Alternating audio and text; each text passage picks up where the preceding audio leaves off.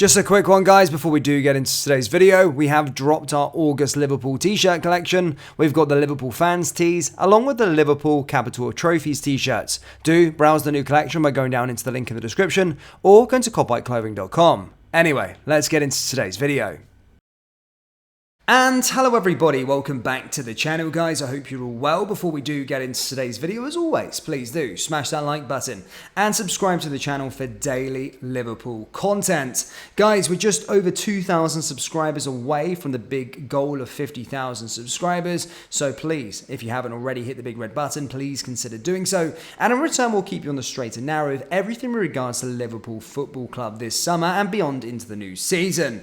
Liverpool have got their first win of the 2023-2024 Premier League campaign in the first home game of the season as they beat Bournemouth 3-1 in a game that had everything. There was a red card, there was a debut, there was penalties, there was goals conceded. There was so much. There's quite a lot to unpack. So we will go through basically the match, and I'll give you my reaction, my thoughts on the game itself. So starting from the start, it was very, very poor from Liverpool defensively. The warning signs were there when Bournemouth kind of cut through and were ruled off offside when they had the ball in the back of the net after 2 minutes. Despite it being offside, it was fairly tight in my opinion, and I did feel Liverpool would need to, clean up their act right away. However, didn't learn from the warning sign, and moments later conceded through another defensive mistake. Van Dijk, of course, was in possession, passed it to Trent Alexander-Arnold. Trent Alexander-Arnold sort of slipped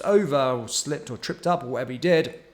Gave the ball away, and Bournemouth opened the scoring. Now, I did think it was going to get a bit worse from there. They did have a few more chances as well. Liverpool just kind of looked all over the place. However, after that sort of 7 to 8 minute mark, Liverpool started to get control of possession, were more dominant on the ball. And I was very applauding of Bournemouth for what they were trying to do. Their possession or out of possession was fantastic. They were playing that sort of press. They were applying it. And Liverpool did struggle to get the ball out and move up further up the pitch. If you kind of looked into it, it was then you could see them playing in those sort of triangles. So very, very impressive from Bournemouth, of course. However, Liverpool were making things happen. I think they had 70% or 75% possession really after that, after the goal went in, and they were sort of getting there. They were sort of getting into the rhythm. However, just weren't sort of creating the chance to find the goal. Plenty of corners, just weren't going to red shirts. However, did finally get the breakthrough with a stunning finish from Luis Diaz to make it 2 from 2.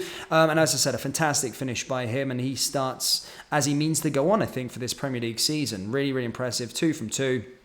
And Liverpool get the equaliser. Again, Liverpool carried on where they kind of left off, dominating possession, trying to get themselves at the park, creating chances, and then, of course, get the penalty. Mo Salah steps up, makes it 9 from 9 games against Bournemouth.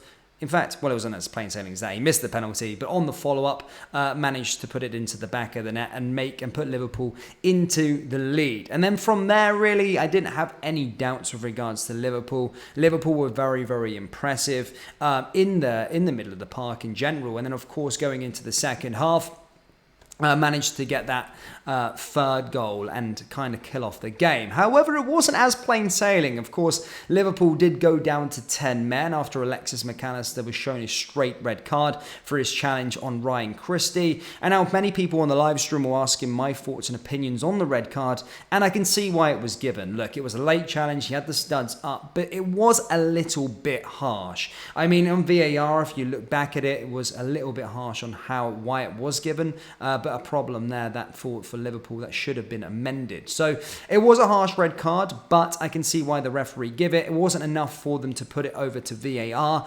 but thankfully it didn't cause us any problems going in further into the game. And as I said, Liverpool managed to find that third goal and create a bit of breathing space in that match. Obviously, a bit later on as well, Endo came on for his debut and looked fairly impressive in most parts of it. Obviously, gave the ball away in certain points. I think he did think he was getting fouled, but it may take a little bit of time for him to obviously get up to the speed and the physicality of the Premier League. It's a bit different to the Bundesliga. The Bundesliga is very end-to-end, whereas the Premier League is very physical. Yes, there is quite a lot of going back and forth, but the physicality is always something that you need to try and get up to speed with, and something that kind of lacks within the Bundesliga. It's more, as I said, it go end to end and play that way.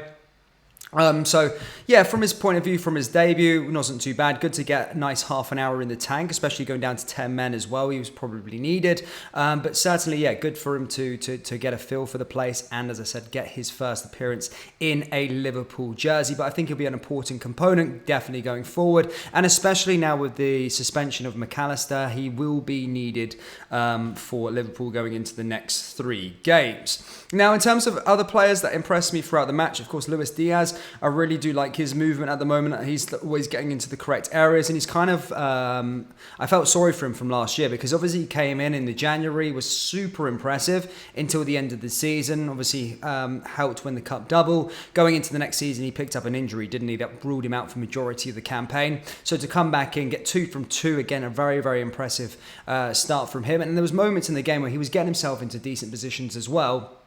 However, just maybe not getting the service, or Salah taking on, or maybe someone being a bit more selfish, but I did think he was getting into the right positions, and I'm really excited to see what he can do for Liverpool this campaign. It's going to be very exciting stuff. The man of the match for me was Szoboszlai. I felt like he ran and dictated the midfield, as you probably would. Just getting onto the ball, just looked effortless within the middle of the park. No one could really touch him, just sort of coasting as well, just going through this sort of Bournemouth midfield and through the players and creating chances as well. And that's what you want those sort of midfielders to do. And Szoboszlai, again, very, very impressive. And for me, he would be my man of the match. Other players as well, Diogo Jota, of course, getting onto the score sheet as well. Could have had a second if he had a really good opportunity. The goalkeeper straight at the keeper, but yeah. Decent run out for him. And then, of course, Alisson Becker, another game for him. He was fantastic within that match as well. Was called upon a few times, especially towards the end, made 2 quite big saves. Point blank one at one point as well, which they could have made 3-2. And you know when you're going down to 10 men with 10 minutes to go, if they get that goal back, then you know what it's going to be like. 10 minutes plus stoppage time is just going to be chucking everything at it. So certainly it's one of them situations. It's 3 points on the board. It's something to avoid going down to 10 men, but finally got that winning feeling back at Anfield again and ready to go against Newcastle next week, which is going to be a tougher test. We've already seen the start that they've had, 5-1 against Aston Villa. And of course, they're playing against Manchester City tonight. So we will start to see a bit more from them also, but certainly I'm not dissatisfied with the performance. I do still think we need that other midfielder, especially now McAllister getting suspended. We need that strength and depth in the midfield, but apart from the first sort of 10 minutes of that game, a very, very good 1-3 points, and especially with 10 men as well. Professional performance, and we win the game 3-1. But yeah, that's enough from me, Liverpool fans. Do let me know your thoughts down there in the old comment section below. What did you make of the game? What were the positives? What were the negatives? And let me know your man of the match down there in the comments section below. That does bring us to the end of today's video. As always, please do smash that like button and subscribe to the channel for daily Liverpool content. Remember, we do have Liverpool t-shirts available on our website, so do browse the collection by going down into the link in the description or going to cloppbyclothing.com. Thank you guys, and I'll see you all next time. Take care. Peace.